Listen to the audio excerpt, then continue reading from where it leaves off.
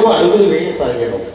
వెనుకకు నడుచుకుంటూ వెళుతుండగా స్వామి భక్తులైన ఏడుగురు 7 కొండలుగా మారారు. అవి ఏమిటంటే శ్రీహరి ఆజ్ఞ మేరకు భరత్మంతుడు తెచ్చిన కొండ గరుడాద్రిగాను, శ్రీ మహావిష్ణువు చేతిలో హతమైన ఉత్తమాద్రి పేరిట ఉత్తమాద్రిగాను, హనుమంతుని తల్లి అంజనాదేవి తపమాచరించిన కొండ అంజనాద్రిగాను, కొండపై తొలిసారిగా తన మీనాలిచ్చిన మీనాద్రి పేరిట నీలాద్రిగాను, ఆదిశేషుని పేరిట శేషాద్రిగాను, పాపాలను దహించే కొండ వెంకటాద్రిగాను, పుష్కరిణి తీరాన తపస్సు చేసిన కొత్త నారాయణ పేరిట నారాయణుడిగాను, ఇలా 7 కొండలు ఎక్కువ స్వామి శిలారూపం కొట్టాను. ఈ ఘట్టాన్ని వివరించిన తరువాత ఒక నామ సంకీర్తన.